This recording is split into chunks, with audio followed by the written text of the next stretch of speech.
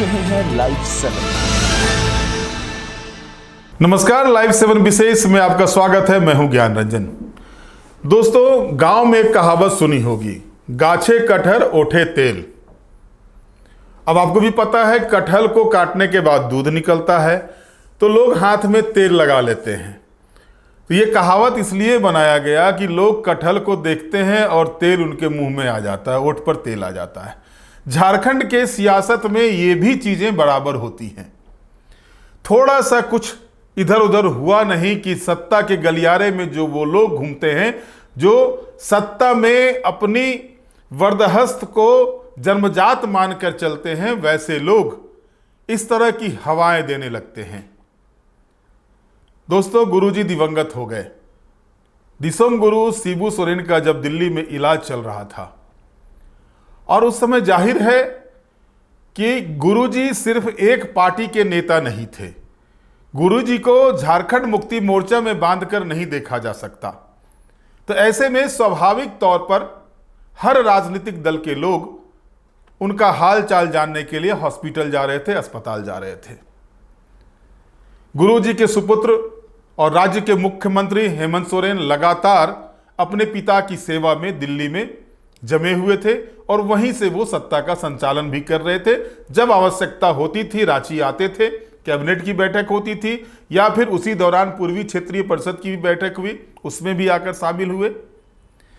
लेकिन हेमंत सोरेन, मुख्यमंत्री हेमंत सोरेन अपने पिता का इलाज करा रहे थे, दिल्ली में डेरा जमाए हुए थे, नेताओं का आना जाना लगा हुआ था। लेकिन झारखंड की राजधानी में एक ऐसी हवा दी जा रही थी, ऐसा हवा चलाया जा रहा था कि झारखंड में सत्ता परिवर्तन होने जा रहा है, सरकार में उलटफेर होने जा रहा है। वैसे इस हवा को तो हेमंत ने उड़ा दिया। ऐसा उड़ाया कि जो सत्ता लोलुप थे उनकी हेकड़ी ही बंद हो गई है। अब आप देखिए, गुरुजी का दुखद निधन होने के बाद जो स्थिति बनी, लगातार जब तक उनका क्रियाकर्म हो रहा था, जो संस्कार भोज हुए, तब तक मुख्यमंत्री हेमंत सोरेन अपने गांव नेवरा में रहे और वहीं से सत्ता का संचालन करते रहे। अधिकारियों के साथ बैठक भी किए। लेकिन ये जो सत्ता को अपने हिसाब से चलाने वाले लोग हैं, सत्ता के लिए पंप भरने वाले लोग हैं, ये पंप भरने वाले लोग तब भी बाज नहीं आ रहे थे। चर्चाएं आम थी कि बहुत बड़ा उलटफेर होने जा रहा है। साफ तौर पर मैं बताऊं कि ये चर्चा थी कि कांग्रेस पार्टी को किनारे कर हेमंत सोरेन अब जो है सो नए गठबंधन के साथ सरकार चलाएंगे, बनाएंगे। और यहां तक कि गलियारे में ये भी चर्चा थी कि भाई मंत्री कौन होगा, कौन कौन ओथ लेने जा रहा है, ये सारी बातें चल रही थी। और मजा तो हरमू रोड वाली पार्टी भी ले रही थी, जो सबसे बड़ी पार्टी है। उनके ऊपर भी एक तरह से कहे तो कुठाराघात हुआ, ऊपर पर गाज गिरी है। जो सोच थी उनकी, उस हवा को देने में कहीं न कहीं उनका भी योगदान था और उसी जगह से हवाएं ज्यादा निकल रही थी। या यूं कहें कि केंद्र बिंदु होता है ना, भूकंप का केंद्र बिंदु, तो उस भूकंप का केंद्र बिंदु जो था वो हरमू रोड की एक बड़ी पार्टी का दफ्तर भी था। और भले ही इस भूकंप की तीव्रता उतनी नहीं रही, लेकिन तीव्र करने का प्रयास तो किया गया, पुरजोर प्रयास किया गया कि ऐसी तीव्रता लाई जाए कि पूरी तरह से झारखंड की राजनीति हिल जाए। यह सच है कि जब से झारखंड अलग राज्य बना, अगर पिछले 10 साल को छोड़ दिया जाए तो सत्ता में उलटफेर ऐसा चलता था, ऐसा हो रहा था कि मानो ये चोली दामन का खेल बन के रह गया हो। सत्ता के उलटफेर को झारखंड की राजनीति में झारखंड के लोगों ने बखूबी देखा है। झारखंड के लोगों ने यह भी देखा है कि मेरे पैरों में घुंघरू लगा दे तो फिर मेरी चाल देख ले, ये भी कहने वाले थे सत्ता में आने के लिए। सत्ता के लोगों ने देखा है कि उस घुंघरू बांधने वाले को आगे करके किस तरह से उस समय जदयू समता पार्टी के नेताओं ने एक खेला खेला था। सत्ता के गलियारे में लोगों ने यह भी देखा है कि एक निर्दलीय झारखंड का मुख्यमंत्री बन जाता है और बहुमत वाली पार्टी, या यूं कहे जो सबसे बड़ी पार्टी थी, वो ताकते रह जाती है। सत्ता के गलियारे में यह भी देखा है कि झारखंड में सत्ता कई वर्षों तक राज्यपाल के हाथों में रह गया है। झारखंड के सत्ता के गलियारों को लोगों ने यह भी देखा है कि जो आज विपक्ष में बैठे हुए और जो सत्ता में बैठे हुए, वो दोनों भी गलवहियां करके सरकार चलाए हैं। और इसलिए इस हवा को और बल मिल जाता है कि लोगों के मन में था, पूर्व में तो ऐसी चीजें हो चुकी हैं। झारखंड तो अछूता है नहीं कि भाजपा और झारखंड मुक्ति मोर्चा मिलकर सरकार ना चलाई हो। झारखंड में तो हुआ है और अच्छे से हुआ है, 2.5 साल तक चली है सरकार। लेकिन स्थिति वो थी नहीं। और वैसे लोग इसलिए इस तरह की हवा देते हैं कि जब बहुमत की सरकार होती है तो वैसे लोगों की दाल उतनी आसानी से गलती नहीं है। जो मठाधीश बने हुए, सत्ता पर पहुंचाने वाले मठाधीश जो घूमते रहते हैं, नेपाल हाउस और प्रोजेक्ट बिल्डिंग की चक्कर काटते रहते हैं, अधिकारियों के बीच अपनी पैठ बनाते हैं, लोगों को उनसे मिलाने के एवज में भी मालदार बन जाते हैं, ऐसे लोग इस हवा को और ज्यादा तेज कर रहे थे, यानी उसको तूफान का रूप दे रहे थे। लेकिन हेमंत सोरेन ने उन सारे तूफान को शांत किया। ऐसा नहीं है कि हेमंत सोरेन इस बात से अनभिज्ञ थे। वो पिता का इलाज जरूर दिल्ली में करा रहे थे, लेकिन उनको हर पल झारखंड की राजनीति की जानकारी मिल रही थी। और तभी तो उन्होंने एक संदेश दिया था आकर के, एक कैबिनेट की बैठक में जिस तरह से अटल क्लिनिक का नाम बदलकर मदर टेरेसा क्लिनिक किया था, तो उन्होंने ये संदेश दिया था कि भाई इन अटकलों पर ध्यान मत दो। ये यूं ही सत्ता के गलियारे में अपनी पैठ जमाने के लिए, सत्ता के गलियारे में मलाई चावने के लिए जो लोग लगे रहते हैं, जो पिछले 25 वर्षों से चुपचाप घुसते हैं और सत्ता के गलियारे में ऐसी सेंध लगाते हैं कि वहां से बैठ करके वो मलाई चावते रहते हैं, और झारखंड जो है सो बदनामी की ओर बढ़ता जाता है। उनको करारा जवाब दिया हेमंत सोरेन ने ये काम करके कि अटल क्लिनिक का नाम बदल के उन्होंने मदर टेरेसा क्लिनिक किया।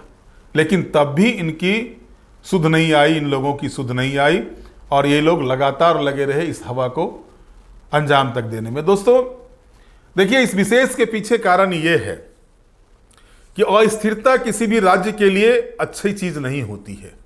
अस्थिरता विकास में सबसे बड़ा बाधक होता है, और बाधा झारखंड ने अच्छी तरीके से देखा है। झारखंड ने देखा है कि अस्थिरता का दंश किस कदर झारखंड को विकास के रास्ते से भटकाते रहा है। अस्थिरता ने किस तरह से झारखंड के हर उस चीज पर ब्रेक लगाया है जो काफी पहले हो जाना चाहिए था। अलग राज्य बनने के बाद जो नीतियां, जिन नीतियों के साथ राज्य को चलना था, वो एक स्पष्ट नीति नहीं बन पाई। सबसे बड़ी चीज तो यह है कि अस्थिरता के दंश ने राज्य में 25 वर्षों में स्थानीय और नियोजन नीति नहीं बनाई। युवा आज भी आंदोलनरत है स्थानीय और नियोजन नीति को लेकर, और इसके पीछे भी कहीं ना कहीं जो है सो ये बड़ा कारक है। एक बड़ा कारक ये भी है, 25 वर्षों के झारखंड में मात्र 13 जेपीएससी के एग्जाम हुए हैं। आखिर क्यों ऐसा हुआ? सबसे बड़ा चीज यही था कि जब राज्य ही अस्थिर हो, सत्ता ही अस्थिर हो, तो जाहिर तौर पर जो संवैधानिक संस्थान होती हैं, जिसको काम करना होता है, वो भी अपने काम को बखूबी अंजाम नहीं दे पाता। और इसका भी दंश झेला है झारखंड ने। अब कल परसों की ही बात है, मंगलवार को, जैसा मैंने कल आपको बताया था, विस्थापन और पुनर्वास को लेकर के जिस तरह से झारखंड आंदोलनरत था, और यह नहीं है कि अलग राज्य बनने के बाद ये आंदोलन चल रहे हैं या हो रहे थे। अलग राज्य बनने से पहले 50 के दशक में झारखंड में इंडस्ट्री आना शुरू हुआ था। HEC हो या फिर BSL हो, CCL हो, BCCL हो, जो बड़ी बड़ी कंपनियां हैं, ECL हो, NTPC हो, सब उसके बाद ही 50-60 के दशक में ये आया था। और उस समय से विस्थापन बड़ा मुद्दा बना हुआ था।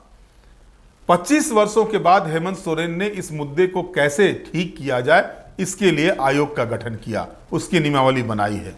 यह काम बहुत पहले हो जाना चाहिए था, क्योंकि झारखंड के लोग देख रहे थे किस कदर विस्थापितों के घर में आज भी 2 जून की रोटी के लिए उनको सरकारी अनाज का इंतजार करना पड़ता है।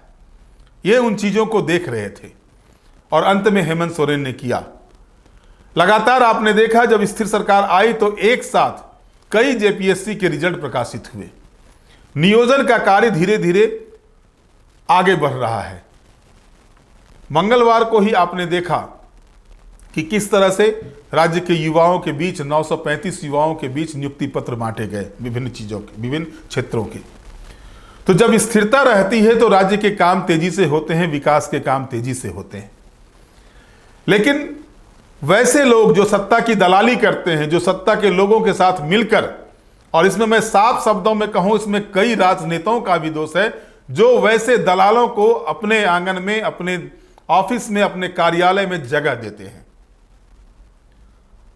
और उनका अभी तो हेमंत सरकार में नहीं चल रहा,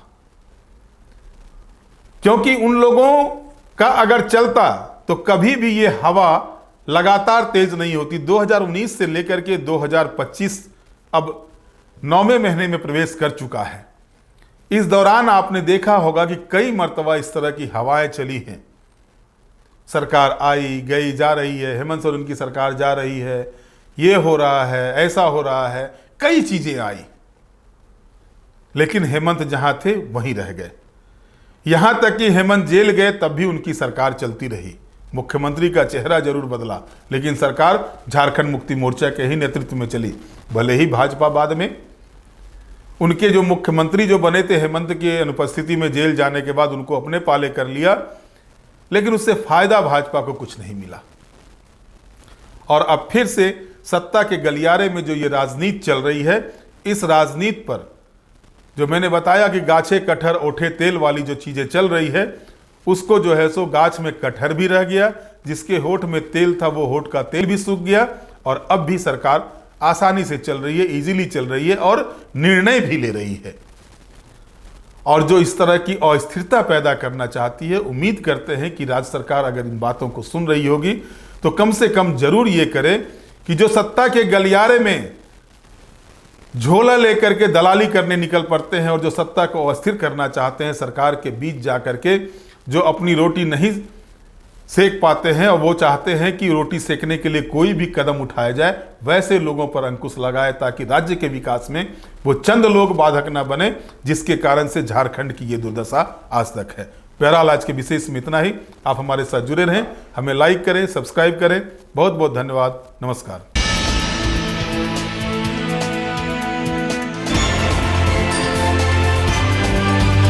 आप देख रहे हैं लाइव 7।